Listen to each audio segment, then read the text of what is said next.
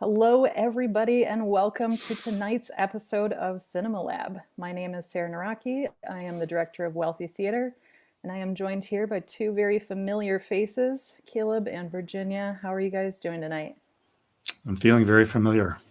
Oh, Feeling, well, good. yeah, feeling excited. Familiar is the word of the day. All right. So today we are going to be talking about, let's see if I can pull up a PowerPoint. There it is.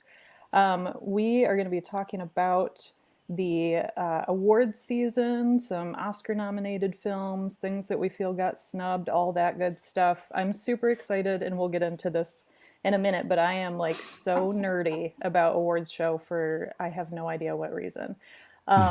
But just an FYI for folks watching, we might end up spoiling some stuff. No, we will spoil some stuff. I know I personally am going to spoil things. What? So I'll be careful. I'll be careful. But just a heads up I for think as long anyone, as you give people a warning, like right before. I mean, I will.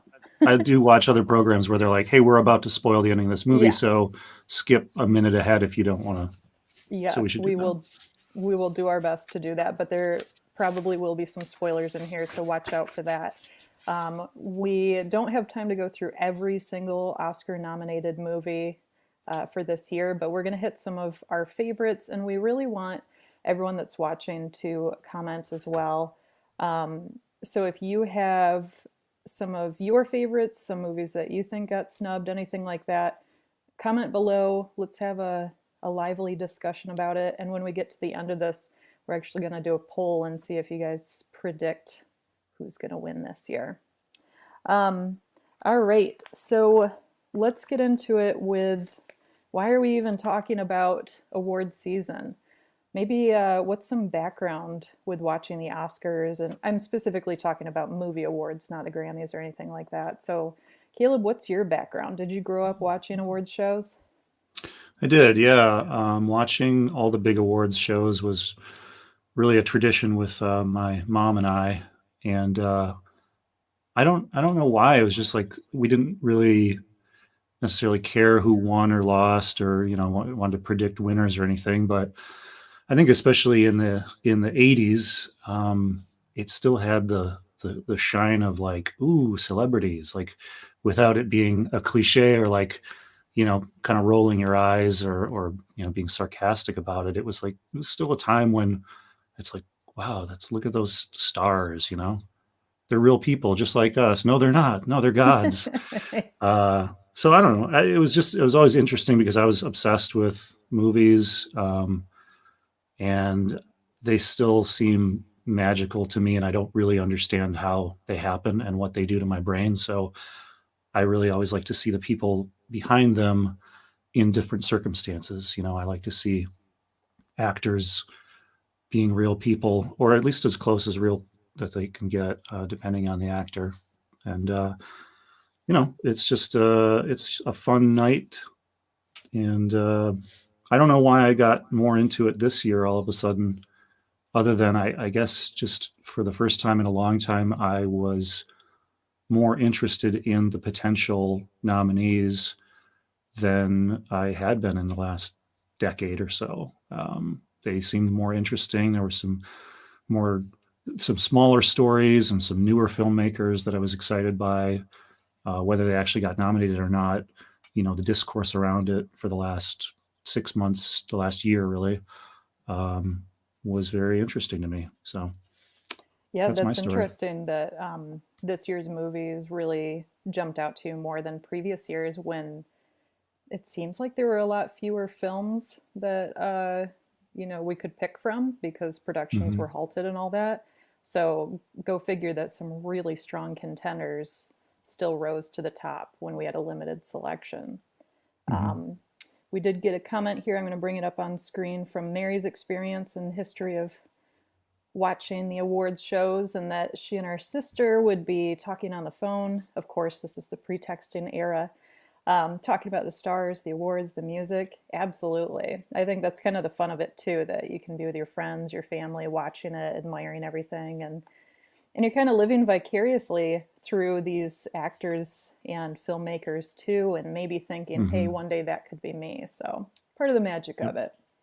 Virginia, what about you? What's your history with awards shows?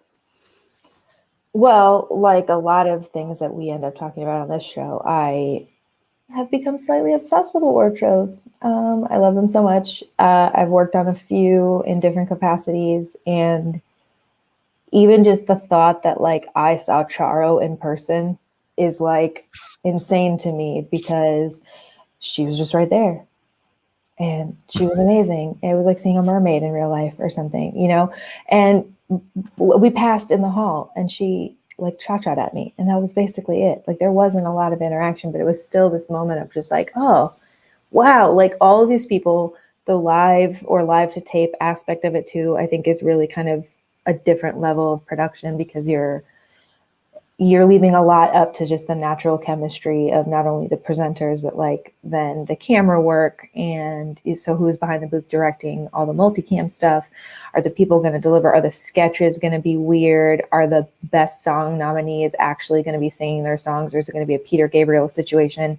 And he's going to have like John Legend come in and sing because he didn't want to come because they wouldn't let him perform the entire song from the movie that he was nominated for. You don't know what's going to happen, you know? So I love it so much. I've watched it forever. I watched it with all my siblings, not all of them, but like both my sisters for sure. And I love it so much. And then also to, you know, a very obvious point, there's an element of it's like the pinnacle of the industry that, you know, we all orbit or, you know, are a part of. And so then there's that, just that like, wow, it's like what at least the gold standard would say is like the best of the best for what we're doing. And obviously, have we reckoned with all award ceremonies being incredibly like, you know, systemically racist this year? Yes. Has it been super awkward, especially watching people from like the HFPA like kind of awkwardly get on stage and not really know how to address this stuff? Yeah, but it's good that we're talking about it. So I'm excited that there's a more diverse slate this year, especially with the female directing nominees and, you know, just the first time it's ever been 2 in 100 years. It's crazy when you say it out loud. So excited. I've only seen a handful of the nominees. I have an 18-month-old and a full-time job. So I'm rounding out the season of Cinema Lab the best I can. Well, there you go. With And a it's tricky, participation too. trophy. Yeah, with theaters not being open too. I mean, usually around like the Christmas era, you know, the end of the year when all the best movies are coming out, I would just live at the theater to try to catch up on everything that has Oscar buzz. And so it's kind of tough because this year you've got to dig online and see where you can find it. But thankfully, a good amount of them are available on some of the bigger platforms. You know, honestly, that worked the opposite way for me because I don't tend to go see many films in the theater. Honestly, just like usually a handful a year. So the fact that I could stream almost all of these easily or you know rent them for relatively cheap, I think actually made me watch more of them or give them a try. I mean, out of the Best Picture nominees, there's only one that I haven't seen, and it's The Father, and it's because it hasn't been streaming anywhere. It's only been available as one of those $20 rentals. So all the other ones I was happy to check out, even if I didn't ultimately love them. That's awesome. I know when the pandemic first started and they were talking about releasing a lot of big movies through these streaming platforms for these high prices or even, you know, moderate prices. Of course, I'm like kind of balking at it. I mean, I'm Dutch, so spending money, I don't know. But I remember thinking like, gosh, paying $20 for a movie, but really when you go to the theater, you're probably not going alone. You're bringing someone else with you. So you're probably going to be spending, I don't know, 15, 20 bucks, depending on where you live, maybe more. You might be getting popcorn and all that stuff too. So you do end up spending more when you go out versus when you can watch it at home. You have a rental period that if you need to stop it, come back to it. It is kind of nice. Virginia, what was your experience with that? So in effort to try to see a few more than I had seen, because I purposely sought out Nomadland when it came to Hulu, and that was honestly, it was just breathtaking. I'm so excited. I really hope Chloe Zhao wins for Best Director because it was just gorgeous. And I didn't even see the Promising Young Woman, but I'm like, well, I'm still picking a favorite because I just think it was great. And she's been on track in terms of normal, conventional thinking to probably be the front runner because she's won the major other directing awards. So I just loved it. But I watched that, and I had started it in the morning when I woke up with my kid one morning because my husband and I both rotate being able to sleep in, and so it was his day. And so I woke up with Reese and just turned it on. But it was so calm and beautiful and soft and just visually, like a lot of times my kid likes things where there's like a lot of Lin-Manuel Miranda rapping and stuff like that. And this was just very different. And he just kind of sat at certain points and just like watched some of the like landscape scenes and stuff and the driving scenes. And he was just very interested because he loved cars. And so it was just nice and peaceful and such a nice way to absorb something like that. And then I just watched Ma Rainey's Black Bottom last night on Netflix. So it was nice to be able to just be like, oh, right, there's another major nominee, here that I can just go watch and kind of enjoy it, which was cool. So yeah, all in all, it was good this year. Like I said, I'm trying to be more like gentle with myself when we're doing these things that are like, there's a lot of like nominees and things to watch. And then sometimes if you haven't stayed up with it, it can kind of feel overwhelming to all of a sudden have to like watch a bunch of stuff. So I was just like, you know what? I'm just going to accept myself for who I am this year. It's a new year. We're in a pandemic. I've been working full time. And if I haven't mentioned a million times yet, I have an 18-month-old. So I'm just giving myself a good gold star, an emotional high five because we're far away. So I just like a Sailor Moon style high five. And then This one's for you. See, that's all I need. It could be really any one of those stars because gold is just an arbitrary color that we designate, but it matches with the gold of the Oscars statue. So that was 2 minutes for me. I'm starting to time myself because I'm getting real long-winded. So I'm going to pass the mic to somebody else. It's all good, all good. Well, I want to actually jump back to the original question of kind of our experience with the Oscars, and I have to explain some tradition with my family and my friends and watching it. Specifically the Oscars. Like we'll watch the Golden Globes and that sort of thing too, but the Oscars is the big one.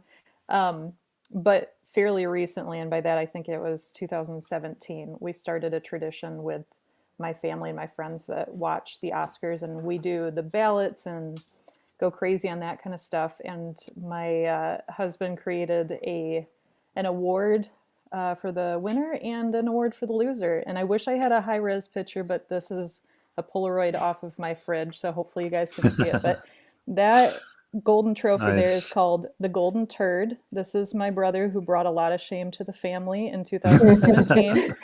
And so every year someone is going to win and wins these themed prizes, based on the movies. And then somebody who has the least right answers from the ballot will take home the Golden Turd. Unfortunately, Nick brought shame to our family this past year, so we have to redeem ourselves this year. But wow, are you guys in therapy about it? Like that's yes. I can't talk about it right now, but no, it's just a lot of fun. Like we like to, really get into it.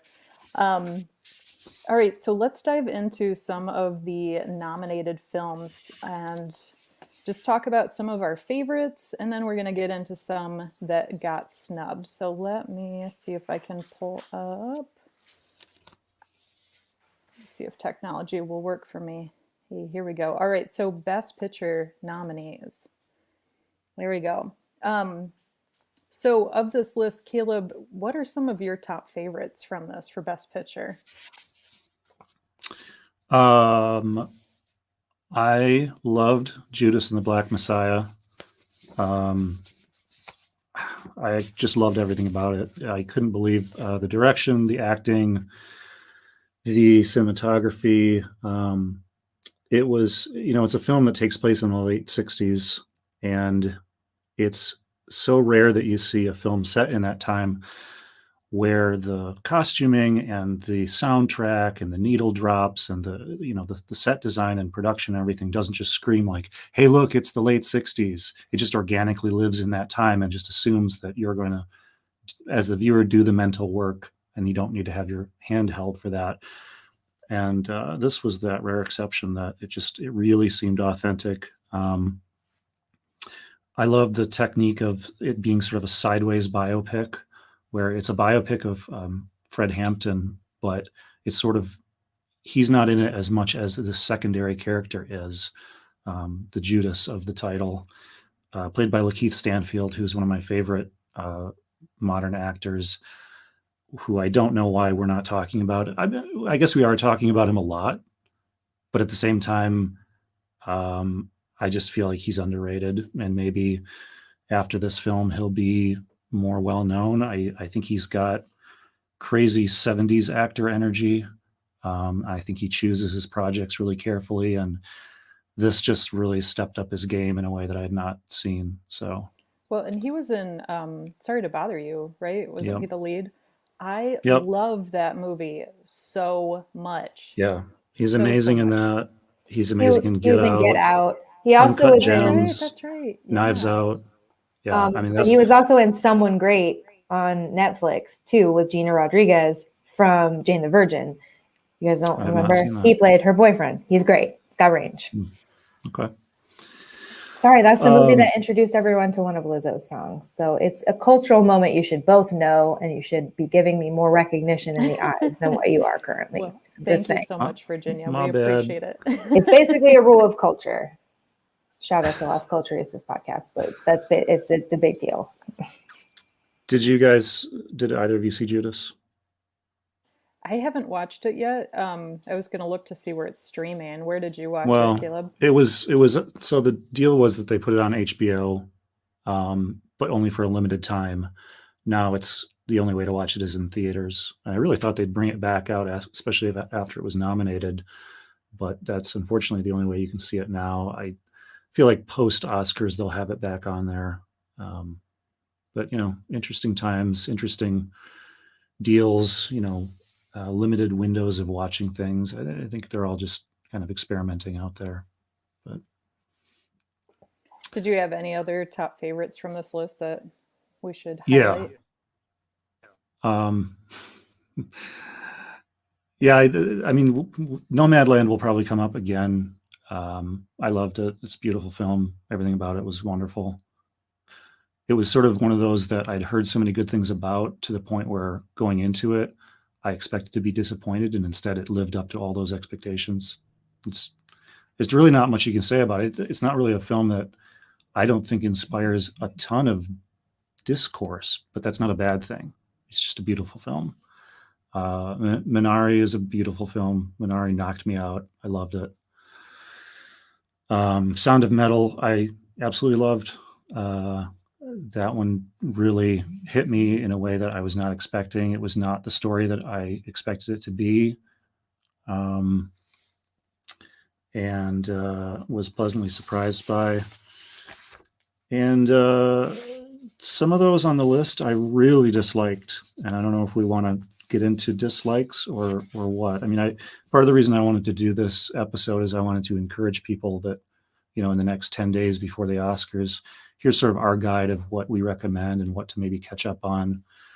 But at the same time, the misanthrope in me wants to make sure that people don't waste their time with things that I think are garbage. But Well, let's focus on some of the really good ones first before we get into maybe what we're a little disappointed that got nominated. And then, of course, we're going to have to talk about some snubs. I think we each probably have at least one or two that got snubbed.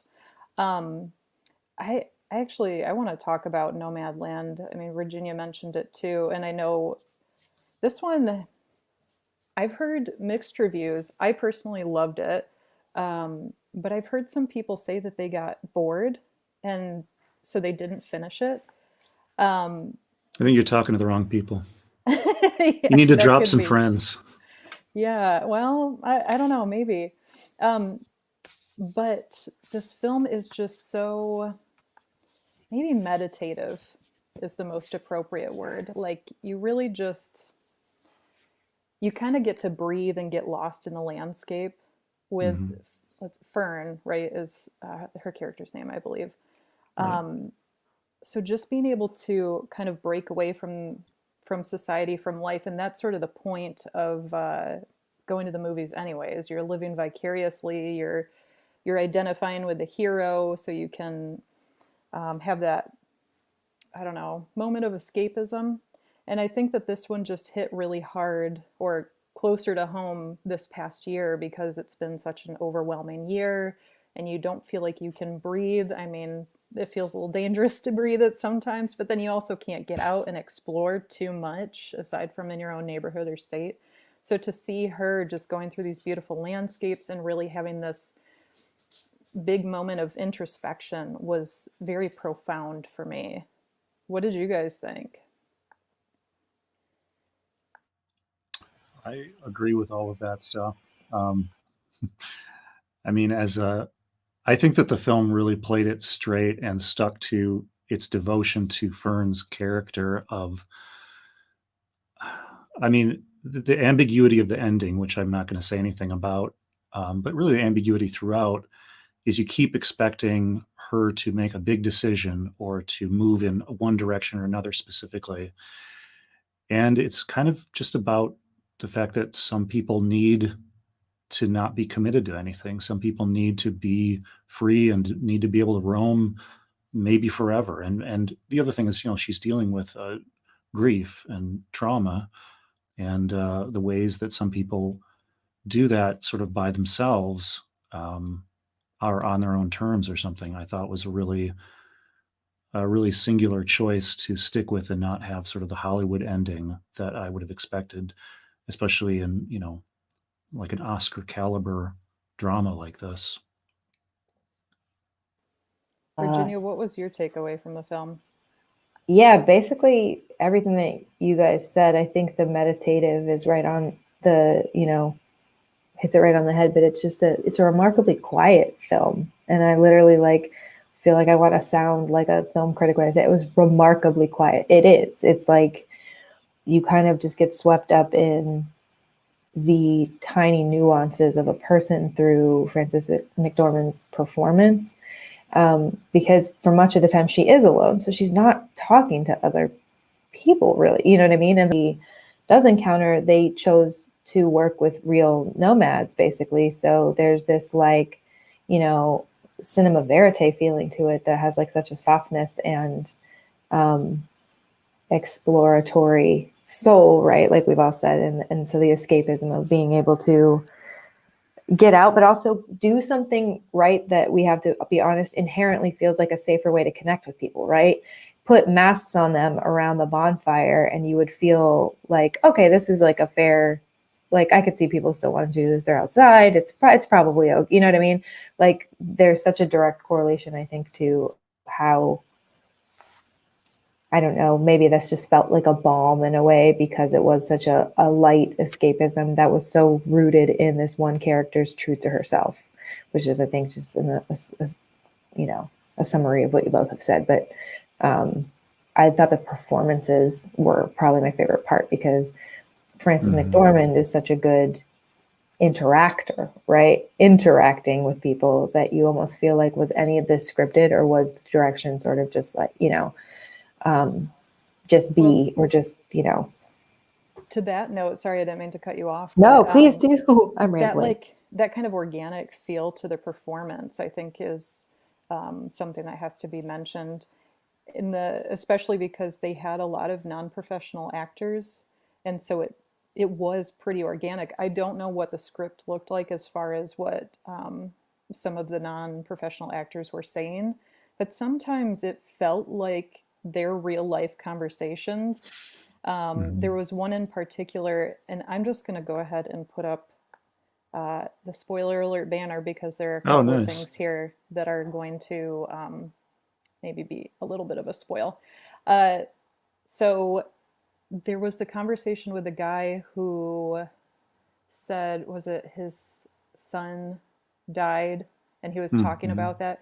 And the way that that was shot, honestly, to me, felt like They were setting up the camera, and maybe Frances McDormand was like working with the other folks on set and trying to prep for whatever the scene was going to be, and we're just trying to like get that energy going and had this conversation. And it feels like they just hit record while they were practicing. It Yeah. didn't feel like a scripted conversation. It felt like a real life story. So I absolutely love that. And this film made me think a lot about Italian neo-realism. And that was a movement post World War II, of course, in Italy, where the anxieties from war kind of came out in film, with how they portray the stories and the lives and all that. And then, again, they used a lot of non-professional actors. They would use natural lighting. And so you get this really true, raw feeling of life in that era. And I think that that's what they really captured in Nomadland. Mhm. Yeah, I would say that there's not a single minute in this that didn't seem like it was actually happening. And it's also a tribute to McDormand's performance and just her strength as an actor, that she can be dropped into that scenario and you should know better. It's like, that's Frances McDormand. She's a famous actress. I've seen her in all these movies. And it's like, no, that's just the person she's playing. That's so real. Yeah, absolutely. And I'm just going to apologize in advance. And my dog is trying to, put his 2 cents into this conversation. You can participate. That's okay. There's Special Agent Dale Cooper coming in to analyze Nomadland. there was a dog movie this year, wasn't there? Maybe not. Give him his debut. Put him on camera. He's trying to. There he is. There he is. Oh my God. He's my assistant. He says, "Why am I not on camera, Mom? Come on." He's a serial mascot dog soon. That's his next career move. If you'll drop that spoiler alert, I have one more thing to say about Nomadland. Okay, and then I have a spoil after it, so we'll drop it for a non-spoil. Okay, I was just gonna. Sorry, two things. I was gonna say, if people are watching and they have not seen this yet or they've heard about it, something that occurs to me all the time is, you talk about films being slow or quiet or lyrical or all the other adjectives that reviewers tend to use. And I don't want anybody to be turned off by that. This is an extremely watchable, entertaining film. It's a very funny film. It's a very emotional film, but it's not something that you should dread or you should have to get ready for. It's just watch it. It's just great. It absolutely, if it wins a lot of awards in a week and a half, and I think it will, I think they'll all be deserved. Absolutely. It's just an uplifting film. If you want to feel good, Is that too much of a spoil? I don't think so. What do you think, Cooper? He says no, but I do have a spoiler here. I know, buddy. I'm sorry. We're going to spoil it again. I really want to talk about another homage to, not specifically a film movement, but another movie that we see with Nomadland. So here we go. Spoiler alert number 2. This is one of the shots from the end of the movie. Ooh. And I love that they included this. I don't want to dive too much into what's going on with the end of the movie. So I guess this is like a soft spoiler alert, because I'm not really going to say this is what happened. But it's such an homage to the Searchers, where you have that same kind of shot of in the door frame where the camera is within the building looking out. And so you get that silhouette around the door frame of the character. And what that usually represents is that character is stuck between two worlds, and they have to kind of decide what world they want to move forward with. So the fact that you have this beautiful cinematography and this imagery and this homage to some classic films is just, I just loved it when I saw it. I'm like, oh, I know what that means. I know what she's thinking. And just to show, they always say show, don't tell with movies. And to show it and let you just kind of understand what's going on there is just really beautiful. Well, and I know that the director, Chloe Zhao, is a huge fan of Western mythology and Western imagery, not only, literally the American West, but also Western films as a genre. So I'm not surprised to see that sort of little callback. She also dealt with similar imagery and themes in her previous 2 films, Songs My Brother Taught Me and the writer both have a lot of that in there, both of which I would very much recommend. They're incredible. All right. The other film that I know I want to talk about, what's nominated for Best Picture, and I'm so glad that it is Promising Young Woman. Did you guys both see that one? I did. I did not. Oh my goodness. Caleb, what did you think about it? I'm curious. Well, I've had a complicated relationship to this film since watching it, to be honest. It came very highly recommended. And on first watch, I really enjoyed it. And I was really surprised by it. And I sort of, I don't know, right after watching, I would have said, great film. Oh my God, that was crazy.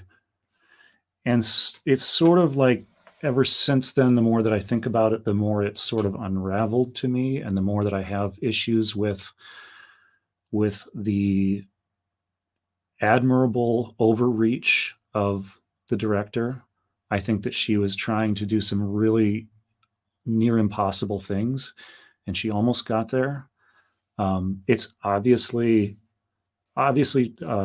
Emerald Fennell is very talented, and Carey Mulligan is great, and there were a lot of good points to the film, but I'm not sure if it's entirely successful at juggling the extreme tonal shifts that it does, or maybe I've just never really seen a film like it, or a film that's attempting to do what it's doing. At the same time, I want to delicately say that I don't think that I should be talking about this movie. I don't think that I want to know what women think of this movie. That's what I want to know. I don't care to add my male perspective to the film in a weird way. Like, I just would rather listen, because I've heard a lot of different perspectives from women who have watched it and have felt all kinds of different things. And I don't think I matter in the world of this film, and that's fine. I'm totally fine with that. I'm But just yeah, good curious movie. about, you said, as far as the tonal shift in it, and we don't have to like spoil anything, but Sure. was it just jarring to you? I think I know what you're talking about, how kind of in the middle it seems to Well, go in a it's different not. No, direction. it's not even that moment or that turn. We're dealing with some extremely heavy, dark things, but we're also asked to have a lot of fun with this movie. There's undeniably, it's a fun film for a lot of the running time. It's very fun to look at. It's funny. You're getting the catharsis of the main character's sort of revenge on different people. I was having fun with it. And I think that maybe part of the point is to, it's a honeypot film of tricking the audience into, hey, look at all this brightly colored, fun stuff, and you're going to laugh, and you're going to see these guys get humiliated and put down and whatever, and then, it's the switch happens or the turn happens, and I just don't know if that's something that a first-time director can handle as well as she did. She did a really good job, and I just think it was like it's a really tough balancing act between those two things.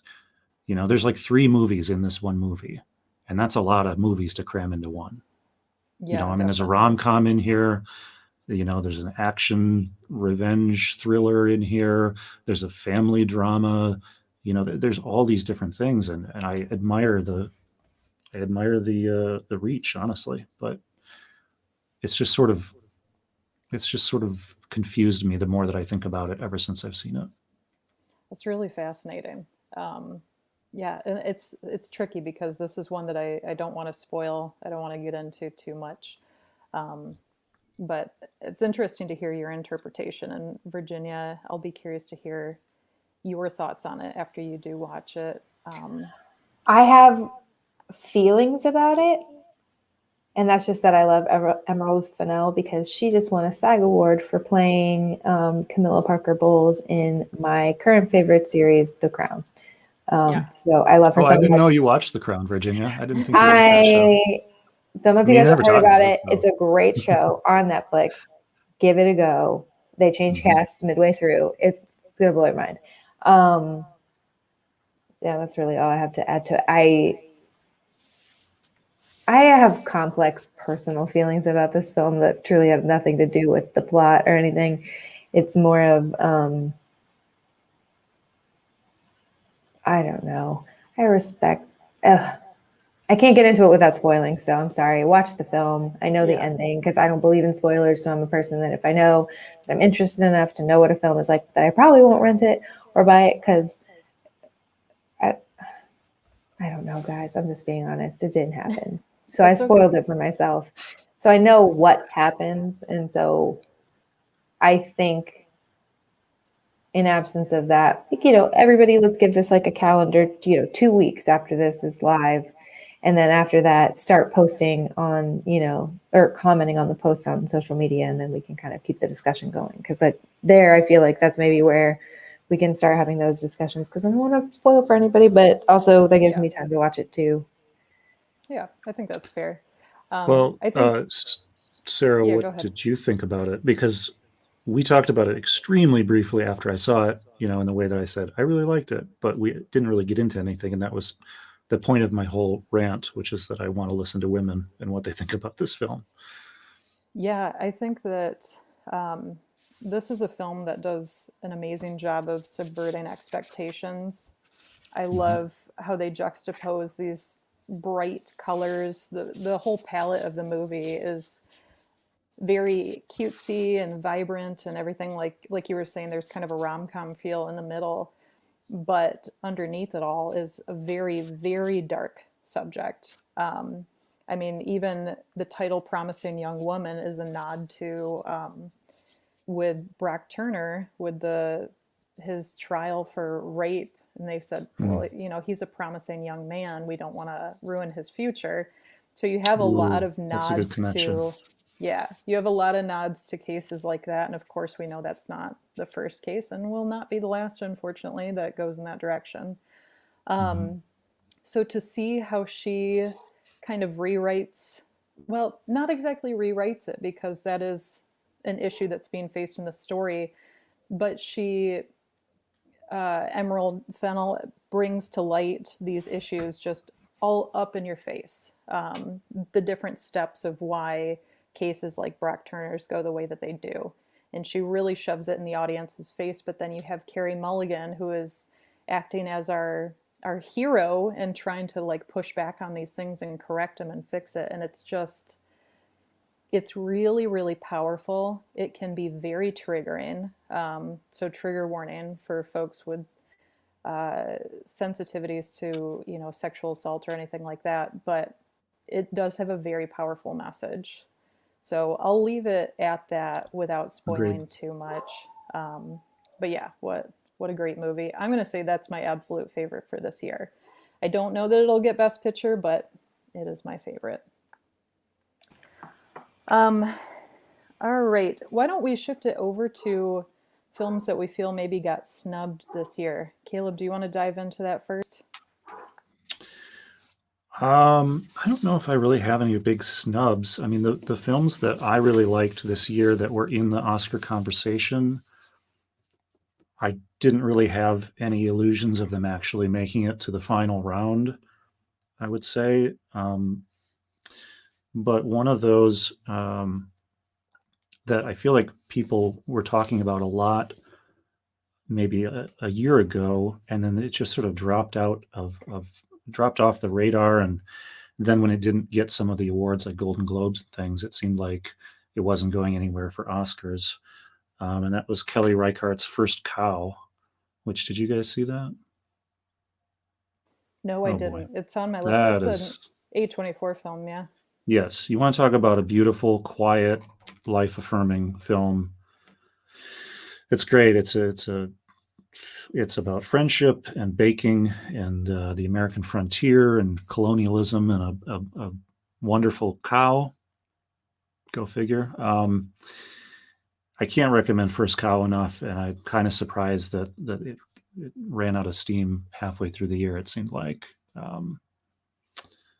Another one that it was a smaller film, but some of these other ones are smaller films. Sound of Metal is not a big Hollywood shoe-in for Best Picture, but there it is. Never, Rarely, Sometimes, Always from Eliza Hittman, I thought was really incredible for a relatively young filmmaker. And then really my number one snub, or I guess film that I was disappointed didn't get much attention, was a series of films, actually. It's a series of 5 films. It's Steve McQueen's Small Axe films. And I think part of the reason that they didn't get considered, or they weren't part of it, was because it was kind of confusing. Technically, Small Axe is a TV series that Amazon Prime produced. And, director Steve McQueen is, of course, the director of 12 Years a Slave. So he's been around the Oscar train. But these 5 films are, the shortest one is an hour, but several other entries are full-length 2-hour films. And they're all separate casts and stories, but they all kind of deal with the same overriding world, which is it's the lives of West Indian immigrants in Britain from the late 60s through the early 80s, mid 80s, I guess, and sort of about their struggle to integrate into British society after they were basically invited there to replace the workforce that had been lost after World War II. And their obvious struggles with racism and a culture that didn't necessarily welcome them, but also the celebration of their culture that they brought, reggae music, a whole different palette of cuisine that Britain had never seen, and lots of art and tons of music, incredible soundtrack to all of these films. And much like Judas and the Black Messiah, so perfectly costumed and set decorated and production designed, and just none of the obvious, you're not going to hear any of the obvious songs that you expect to hear when it's, a 70s film or something. Yeah, I was just enraptured throughout every single one of them. There wasn't one that was, greater or worse. They were all so good. And you can still see those on Amazon Prime now. I feel like they're going to live there forever. And I heard a lot of talk about it when they were released because of the prominence of the director, and then they just sort of didn't go anywhere, I feel like. And I just, every time I bring them up, people are just shaking their heads like they've never heard of them. And I honestly thought that especially one of the full-length 2-hour features called Mangrove is about a community that sort of rallies together around the issues that a small restaurant has opening in a British town, and their clashes with police and their clashes with police brutality and the racism of the community. And it turns into sort of courtroom drama, and just really, really hits all those points of realism and emotion. And if there's one courtroom drama that you watch this year, let it be Mangrove. Don't let it be Trial of the Chicago 7. That's all I have to say there. So I'll take a wild guess that Trial of Chicago 7 is one of the films that you're maybe a little disappointed got into the top contenders. Yeah.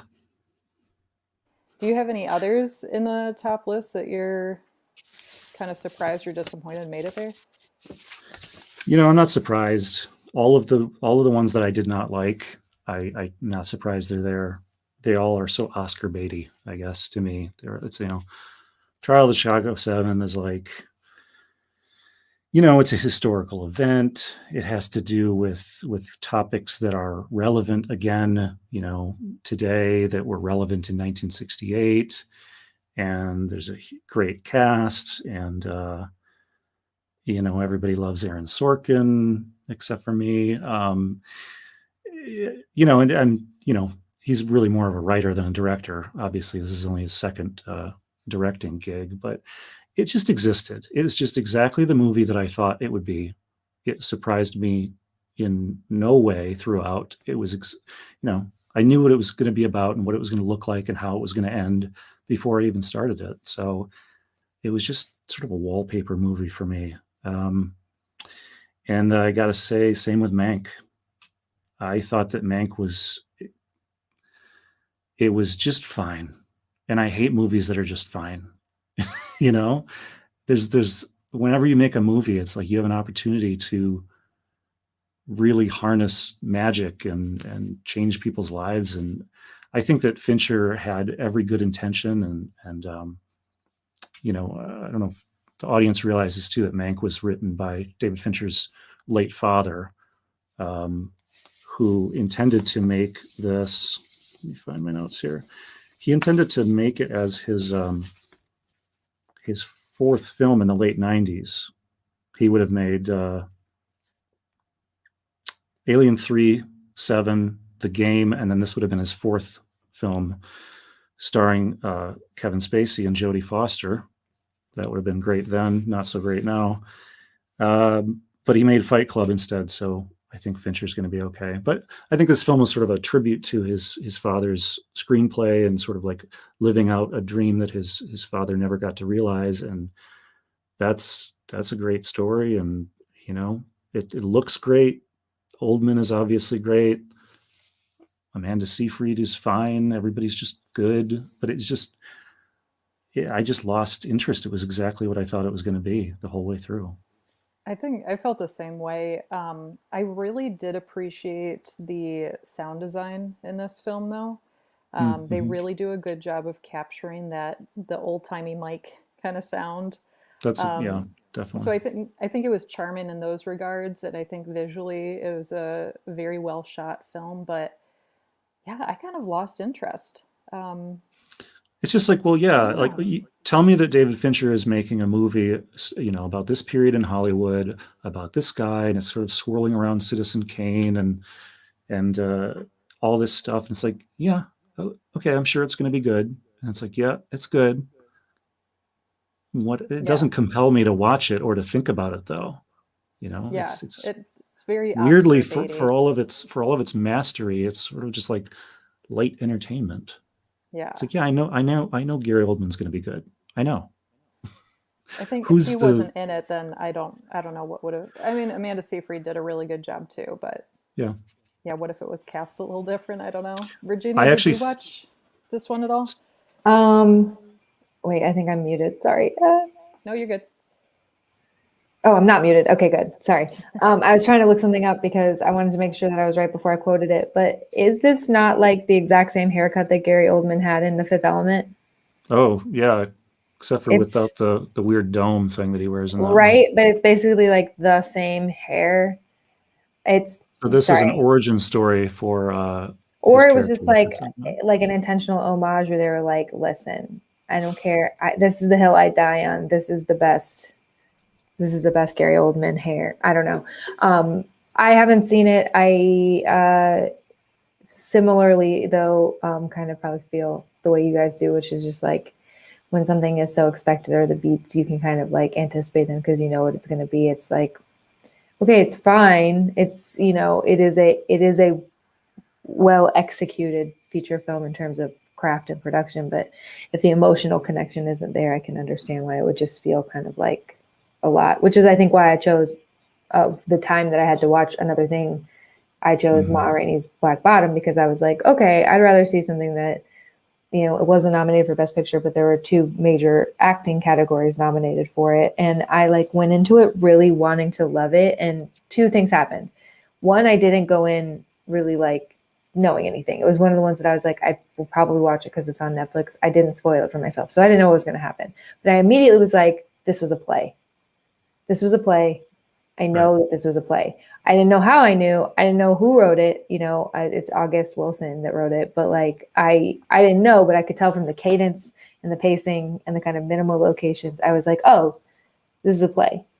I think immediately that took me out of it because I feel like and I'm not an actor, so everything that I'm about to say, if you're an actor and you want to skip ahead from some, unfounded criticism from a non-actor, please Actor skip alert. ahead 30 Throw it up seconds. there. I don't need a whole minute, but I'm just actor alert. I'm not an actor. I think that idea of acting for the stage versus acting for the camera was really in play. And I feel like I'm going to say something that's like super, it's just like a bummer because he's been getting so much respect for his best actor nomination for Chadwick Boseman. Rest in peace.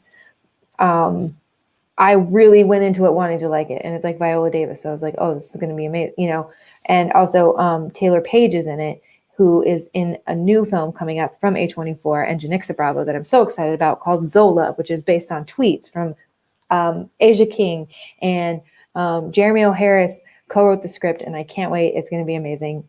So there's a cast kind of spillover in that. Sorry, I'm getting distracted. But I think my main takeaway from that was like, I feel like I've seen both of them do better than they did in this film, and no one really gave them the direction to act for the camera. Don't act for the back wall. Ooh, what does that mean? I don't mean to be, everybody's like very excited for them, so I don't want to sound like a naysayer, but I don't know. That was my emotional takeaway.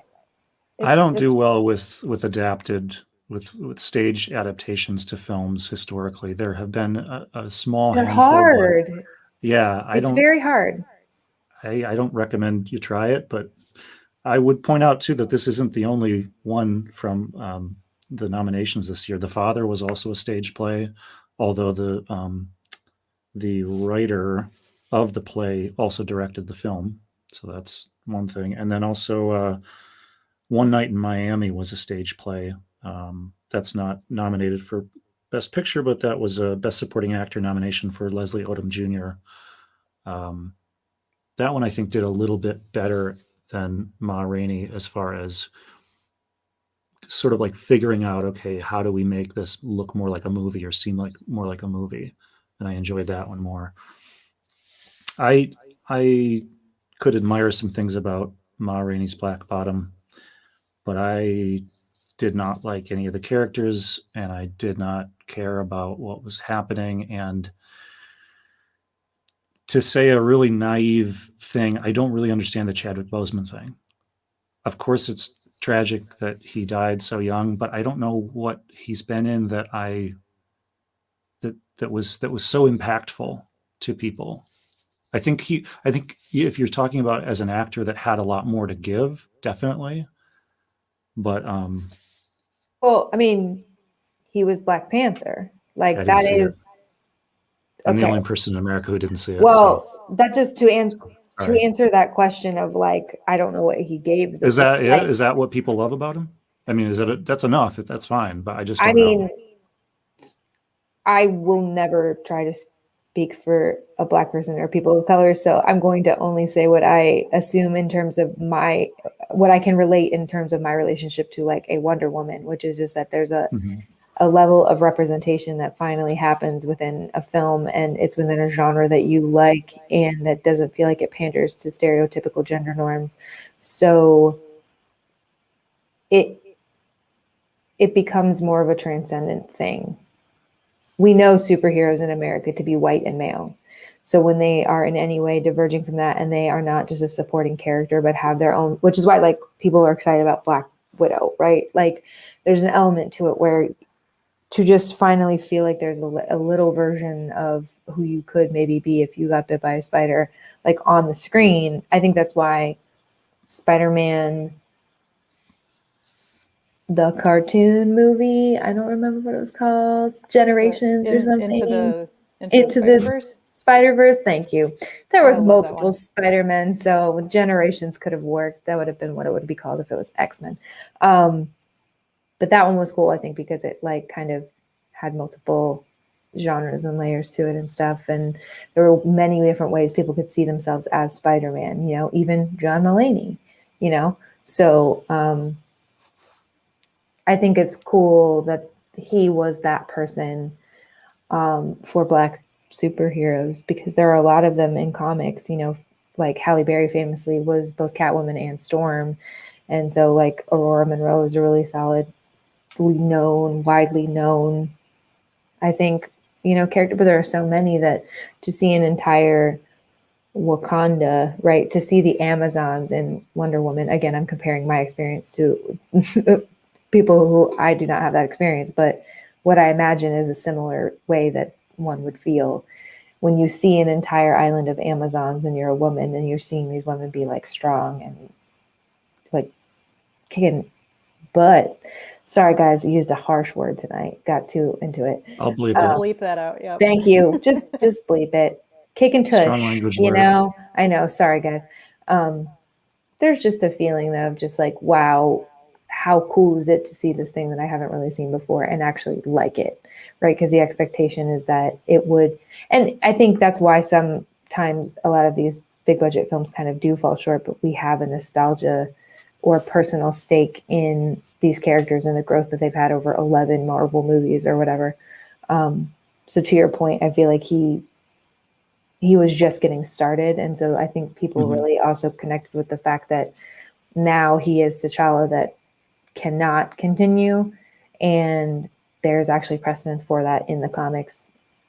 I don't want to spoil it, but like there are other storylines that people are kind of being like, we should do this. Don't recast him. Do, this other thing, people can look it up. It's very easy. I have a cursory knowledge, but I would imagine it's something of that nature. So then it was either this or Defy Bloods to nominate him. And I think that's why people think that was a snub, is because he didn't get nominated for that performance. He got nominated for this one.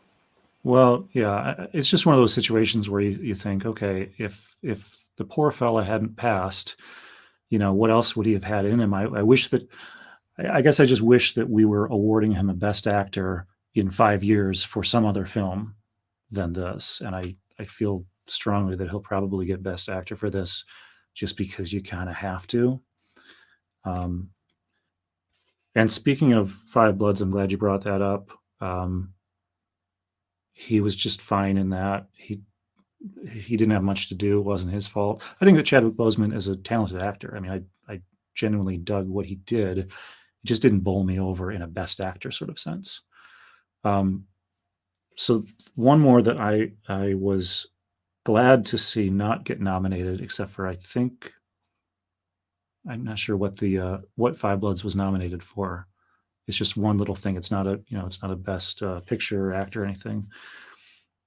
As a big Spike Lee fan, I think that The Five Bloods is possibly his worst film. I was appalled by how bad it was, and I could not believe that it got any positive reviews. And I really want to warn people to not see it, especially as an older dude who likes a lot of older dude directors. This thing keeps happening to folks of my generation, where we're excited about an old dude director, and a younger person who is not familiar with old dude directors' work says, oh, okay, yeah, I'll check out that old dude director's new film. And it's something like The Five Bloods, or it's something like The Irishman last year. And it's like, no, don't start with that. Don't start with their current worst film or impenetrable film, or film that's only going to make sense and be good to you if you've got a whole history of liking this filmmaker.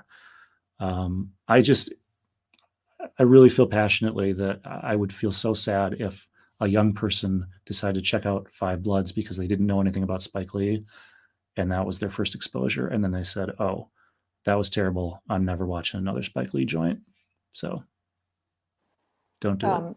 For the record, The Five Bloods was nominated for Best Original Score. That's the category it got. But that's a bummer to hear it's not good. I too love Spike Lee movies, but I haven't seen this one yet. I would love to talk to somebody who really liked it and has a history with Spike Lee, because I felt like it fell flat on its face at every opportunity. And I actually think that's crazy about the score, because I know that the score was done by the same guy who composed his previous film, Black Klansman, and I love that score. And I felt like the music in The Five Bloods was so just background wallpaper, nothing. I didn't get any. At no point in the film did I think, ooh, I got to find this track later and listen to it, which I felt like constantly throughout Black Klansman. I immediately put selections from that soundtrack on my, currently listening list. And this one just did nothing for me. So I honestly thought Five Bloods was a huge embarrassment. So Oh, glad it ugh. wasn't nominated. There you have it, straight from Caleb. Sorry. I think that's fair. I mean, that's the point of this conversation, is talk about what Yeah. you like, what you didn't like, and predictions. And we are just film fans. We are not from the Academy. We don't represent the Academy. We're not voting on these movies. We're just nerds that like talking about movies. So Just Correct. 3 more white people on the internet with opinions. that's right. I want to make sure that we talk about the Oscar nominated shorts, because that is one of my favorite things. I look forward to it every year. So a special thing about the Oscar shorts this year, normally they used to play at the UICA, and I loved being able to go to that underground theater and watch them, but unfortunately the UICA has closed and they're shifting over to Kendall College in the old federal building. So since there wasn't a good place to go see them in person this past year, we actually reached out to the folks who distribute it, and we are playing it through Wealthy Theater virtually. So if you are interested in checking out the Oscar nominated shorts, you can go to wealthytheater.org, and I posted the event for the next few weeks. I think that it even runs through May, but at least through the end of April. You can check them out. You can rent it online and watch it at your own pace. There's 3 categories. There's live action, animation, and documentary. And the bonus, if you go through our link, is that a portion of your ticket actually goes to support Wealthy Theater. So if you're going to watch them, please do consider it that way. And you can purchase it as a package, which saves you, I think, like $6 or something if you get all 3 of them. Or you can just say, I want to watch the animated films or something like that. There's a couple different ways to watch it. So the Oscar nominated shorts has been really interesting. Earlier we were talking about how 2020 and the pandemic and things like that has kind of shifted the dynamic of films this year. And first of all, as a side note, I am involved with a handful of film festivals, not just in Michigan, but one in Michigan that comes up every February is the Kent District Library Teen Film Fest that I'm a judge for. And I've been part of it for the last, I don't know, maybe 4 years or something. And it's really fun to watch kids that are just learning filmmaking go out and make movies. And then we treat it like the Oscars. And like I said, I love that vibe. This past year, this past February, when we were judging them, you could see a really heavy theme to a lot of the films, which makes sense. I mean, in our Cinema Lab discussions, we've talked about how what's going on in the world and in society and in culture will be reflected in these films. And you could see it quite literally with the anxieties and fears that kids, even in our own community, are feeling, and it's projected in these short films they made. And it's very much the same in the Oscar nominated shorts this year. And there are a couple that are very literal to some events that we've experienced, but there are a lot that aren't necessarily a literal, documentation or a story that's about a pandemic or anything like that. But you still get a really heavy vibe with these films. And I think I'm glad that I was watching them at home and can take my time on it, because normally I would just, sit through 2 to 4 hours worth of them and just binge watch everything at the UICA.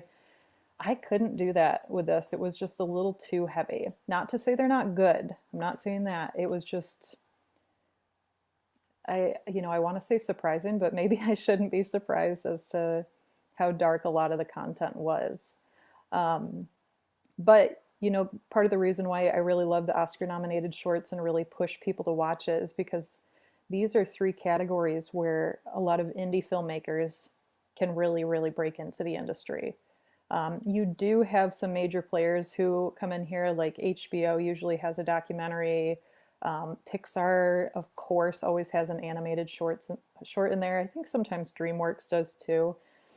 But you have more indie filmmakers, and so you get a more, the person next door kind of experience with these films. You get to see really talented people who don't have to worry about getting approved by a studio and having this massive budget or whatever. It's just this real raw talent. And the fact that they get to be included in such a prestigious awards ceremony, I think is really cool. So I don't want to go like one by one with each of these films because there's a lot of them, but just encouraging folks to check them out. And again, you can go online to wealthytheater.org, click through our link, rent them, check it out. Let us know what you think too. And this is one category that's really hard to predict what's going to win. You want to go with your gut instinct, but it just feels so random who wins each year. It's never one that I guess. So we'll see what happens. How's that Oscar Isaac one with him and that mustache? That's all I want to know about. Oh, I haven't gotten to the live action yet. So Oh, okay. yeah, we'll see how it goes. I watched most of the documentary and most of the animation. So I'll watch him in the next week through that link. I wasn't super interested until you said dark and heavy, and now I'm into it. And it piques your interest, of course. Yeah. Love it. All right, let's shift over to some predictions. And for folks who are watching, hopefully you guys will join in on this too. But I'm just kind of curious to hear, and I know Virginia, you haven't seen all of them. I also haven't seen everything here, but maybe your prediction is just based on the buzz and reviews and that sort of thing. But let's throw out our best guesses for a couple of the top categories. So again, anyone who's watching, if you want to jump in here and just comment with your prediction for these categories, we're going to spitball it and kind of give our best guesses, and we'd love to hear what you're thinking too. Virginia, do you want to go first? Who you think? I'm going to go with either. We should do who you think will win and who should win, because that's usually how I vote it. I think that Nomadland will probably win. I think Minari probably should win based on everything that I've heard. And also there was like controversy because it was like nominated as a foreign film originally. And it's like, okay, what are we doing? Like, yeah. What? So I'm really glad that it's nominated for Best Picture. But from everything I've heard, just in terms of performances and the direction and, you know, the awards and nominations gotten by their cast so far as well too. But who knows? Maybe, you know, I feel like Judas and the Black Messiah has maybe dark horse chance to win, like an underdog chance, just based on the chatter, not on any real experience. Sure. I think that's fair. So your vote is you think Nomadland will win and Minari is a should win. Yeah? Yes, that's what I think. But again, based on 50% of the viewing knowledge, having only seen Nomadland. I'm just giving her a caveat of all the people to listen to tonight. It's probably not me. So I'm just telling you, I'm mostly telling you my opinions. I think that's totally fine. If I do guess all the right ones, it'll let me know that I should start making like an Oscar pool of my own, and then maybe I can turn into some passive income for myself. There you go, man. Some cash money. I really miss that the Grand Rapids Press used to do the pick of flicks, and back in the day, of course, the ballot was printed in the newspaper, and then they shifted it to online. And I want to say it was like you get free movies for a year, probably at Celebration or something like that. And I never won it, but I kept getting closer and closer every year. So maybe that's part of my obsession with the ballots is I just want to. I should also say, I used to work in a movie theater. It was like one of my first jobs when I was in high school. I worked at a clothing store part-time and then a movie theater. And they kept me on, even when I went to college, they kept me in the system so that when I would come back for random weekends or Thanksgivings or whatever, they'd be like, do you want to work? And I'd be like, yeah, let me get that holiday pay. And movies, working in a movie theater on a Thanksgiving or Christmas is like the best, worst day of your life because it's disgusting. You've probably, picked up somebody's vomit or something with sawdust, always like a bag of sawdust in the like broom closet. You know, you've seen people be at their worst. Then you've also kind of seen this really special thing that's kind of people at their best, which is when friends and family and people that go see the movie, they leave and they're like talking about the movie, the best. I used to work door, and which is like where you tear tickets for non-industry folks. I'm a mom now. All my jokes are mom jokes.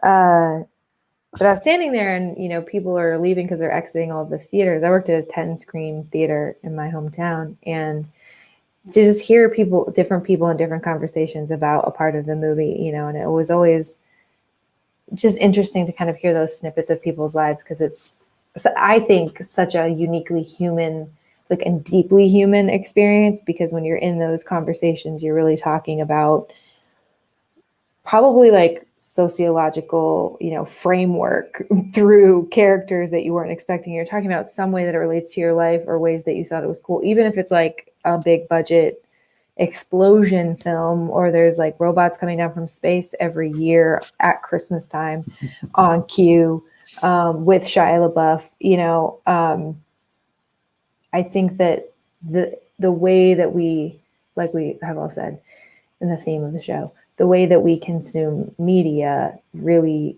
also directly relates to how we kind of have the human experience with each other.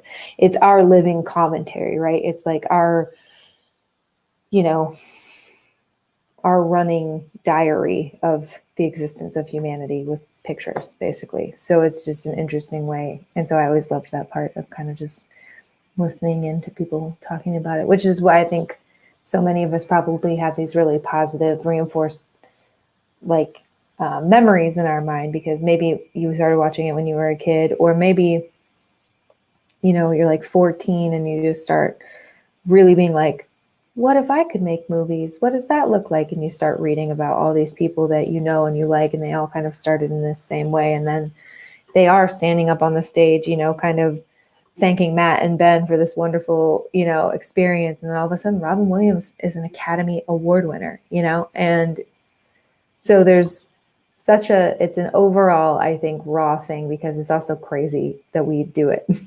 It's crazy that we've decided that there are people who can say that some people win an award and it's the most award of all the things. Like, it just, in general, like all pageantry of humanity, it's kind of absurd. So there's such an element of like, we love it and we take it seriously, but we also can't wait to say who looked terrible on the red carpet.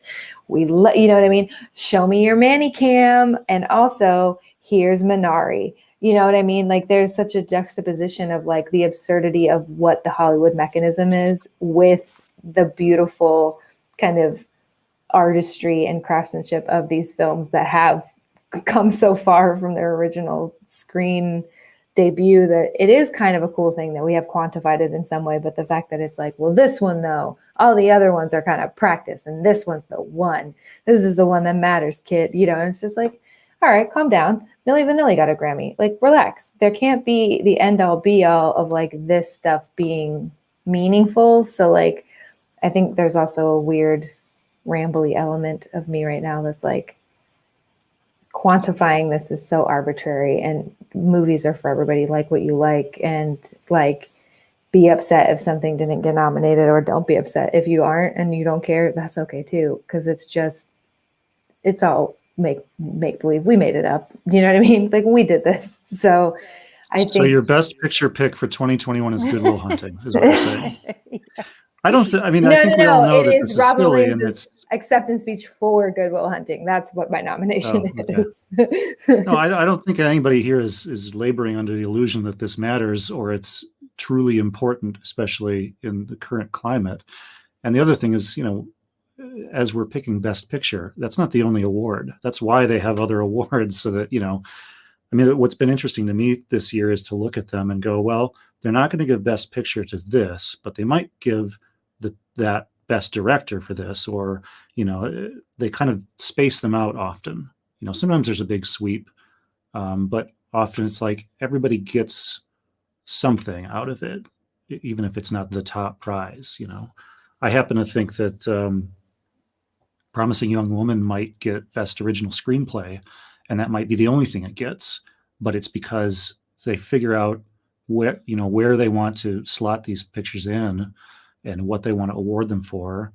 And, you know, with any filmmaker, there's a progression there. You know, you get certain prizes along the way and you get recognized along the way. And then, you know, someday you get the big one or something. Although this year is sort of looking like it's going to subvert that in a lot of ways. So Caleb, what do you think? What's your prediction for what's going to win Best Picture? And then if you think something else should have gotten it instead. I think that the answer to both questions is Nomadland. As much as I love Judas and I love Minari and I love Sound of Metal, I think that Nomadland deserves it, and I think it'll probably get it. And I'll be really mad if Trial of Chicago 7 gets it. Although, you know, it's one of those things too, like or Mank. But you know, I wonder if Fincher's going to win Best Director for Mank or something as one of those consolation prize things that that Hollywood loves to give out, where it's like he's been nominated multiple times for big movies, never won. And it's sort of like a Scorsese in 2007 getting Best Picture for Departed. It's like, well, The Departed is a great film, but it's Martin Scorsese. Like, you don't give it to him for Departed. You give it to him 30 years earlier for something that was just so clearly, you know, game-changing. And anyway. I was muted. So I was going to say, you give it to him for After Hours. I just think that's really underrated. That's my secret favorite Scorsese film. It's my obvious favorite Scorsese film. I try to tell everybody about it, and they've never seen it because no one's ever heard of it. No one's ever heard of it. The paperweight scene where he's like, "And get him," because right now I got papers flying all over my desk. I died. Please, everyone, my Best Picture nomination for 2021 is a 30-year-old film. Oh yeah. Yeah. It's so good. So I understand what you're saying, but I also would think, do you think that they would take that away from Chloe Zhao, though, who's basically been like the front runner and has won a lot of the other directing awards, because they also love a minute of like, we're moving towards progress. Right. And that's the thing. It's like, I think any other year they might have done that, but I don't think they got to know you can't get away with that right now. And I think if the mindset is, hey, just give it a few more years, give it to women. I'm not saying that's why she got nominated, by the way. And then we can get back to our, you know. It's a stunning film. What I'm saying is, like, right. I wouldn't put it past them to have that be one of the reasons that they would. I think she's worth it on merit. I don't want to make it like, sorry if that came off wrong, but like, no one thinks that. Yeah, I wonder if they would not lean into that because there's been just so much back to back, kind of like. Because another film that did have a lot of steam and then lost it because of its lead actor kind of having these issues and these allegations of domestic abuse was the film Shia LaBeouf starred in. Oh my God, with the girl from The Crown. Not Honey Boy, right? Are you talking an old? No, I'm talking about. It came out this year. Oh my goodness! Now I'm gonna. Everyone, please, if anyone is listening and can help, type it in. Pieces of a Woman. Please help. Pieces of a Woman. With Vanessa I didn't even realize Kirby. he was in that. Sorry. Yeah, he played Vanessa Kirby's husband. I've heard about that, it's talking about her. So they took him out of all the promo because all of that broke right as they were releasing the film, and there was like Oscar buzz. And did she get nominated for something? For the Oscars? She got a Best Actress nomination. Best Actress. Okay, Best Actress. Sorry, can't talk. So that makes sense. I feel like similarly, they're like, okay, the performance was really good. We want to honor the performance, but I think they just stopped campaigning for the film after that with Shia. It's the same thing that happened to The Cow in First Cow. That's why it dropped off the radar. Allegations of calf abuse. Hey, Sarah, what's your picks? You know, I think that Nomadland is going to win, and I am 100% fine with that. The only other one that I would say I wish it would win, but I think Caleb's prediction of getting original screenplay is probably accurate, would be Promising Young Woman. I do think that Carey Mulligan has a good shot at actress. I was just trying to look I agree. to see who else is up for that. For actress in a leading role, Frances McDormand, Carey Mulligan, Vanessa Kirby, Andra Day, Viola Davis. How can Yeah. you compete with Frances McDormand, though? Ugh, sorry, Carrie Mulligan. You deserve it as well, but Well, but Frances is see, queen. to me, one of the things is like, yes, award the person who made the best performance, but at the same time, I just sometimes I look at these actors that have already won a lot of awards or have decades worth of awards and recognition under their belt, and I think, give it to the newer person who, like really, I don't know. It'd be like if Gary Oldman wins for Mank, it's like Gary Oldman's great. I love him. Everybody loves him. He's been awarded every award you can think of. So, don't give it to that guy. Give it to somebody interesting, somebody new. It's very precious of you to wish Hey. that's how the awards went, but we No, know I don't think they go that way, but they definitely do not. in my precious world, they would. So we'll have a follow-up of Precious Oscars. Aw. The people who really deserve it, we will give them awards and mail them something. Oh, that's nice. A little All ribbon right. with a rainbow on it. Yeah, I love it, and some homemade cookies and stuff too. I think that'll be good. All right, well, we're gonna kind of wind down here. Hopefully everyone is already aware that the Oscars are on Sunday, April 25th. I hope I got the date right. I feel like I don't even know that it's April. Okay, cool. April 25th. So yeah, catch it streaming online. Fill out ballots. I know that New York Times has one that you can print it off, where there's like a nice virtual one too. But if anyone wants to join in the little competition and let us know your picks, I'd be curious to see kind of how many everyone gets right. I know I'll be filling it out. But yeah, tune in, check out the Oscars. We'll see how that goes, see who wins. Our money is on Nomadland, I believe. I've got a very competitive game going with my cats, who will be the only ones watching with me, but it's okay. They're betting a can of Fancy Feast. Yeah. Are you really going to win if you get that and have to eat it?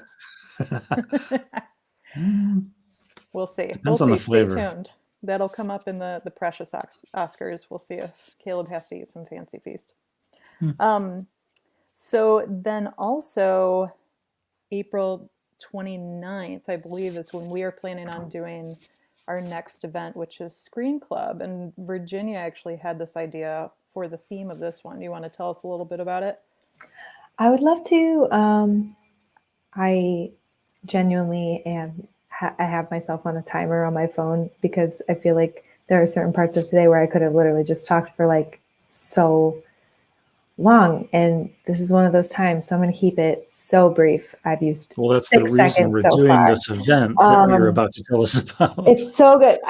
Basically, we are going to go to Flavortown. That's right. We are bringing Screen Club to Food Network, and also more broadly, just like cooking shows, the idea of a cooking show. We did do a previous episode on one of the greatest cooking shows to ever grace humankind. It really showcases the best of us and only the best of us, and that's Great British Baking Show.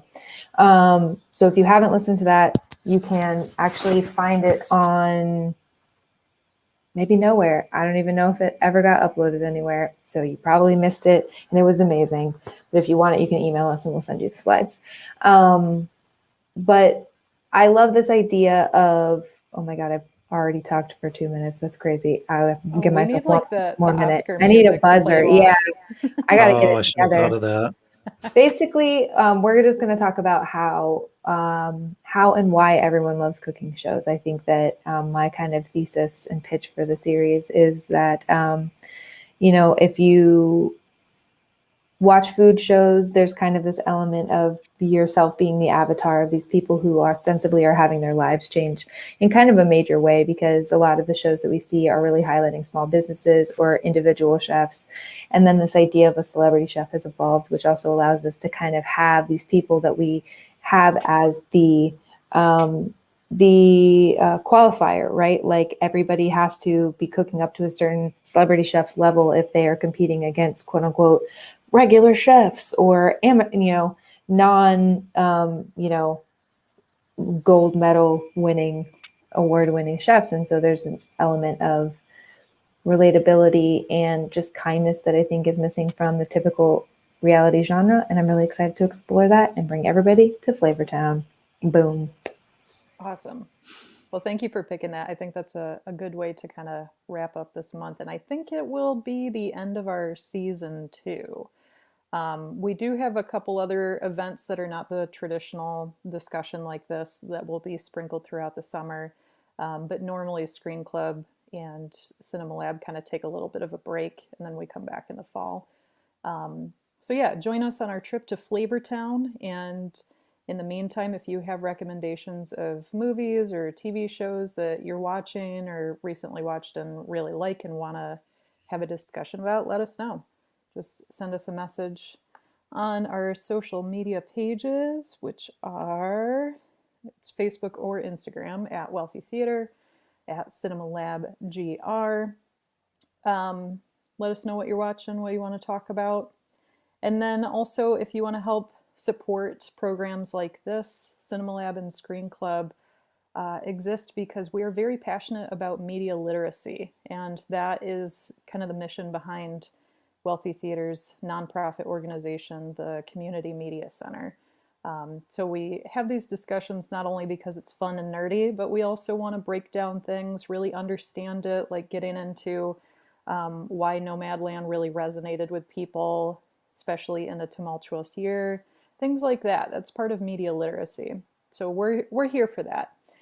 So if you want to help support programs like this, you can either go to grcmc.org/donate, or you can go to wealthytheater.org/donate. Either way, same organization, but those donations do help so that we can fund programs like this platform we're using and the time it takes to edit this stuff together and plan for it. So we really appreciate any support that you all can share.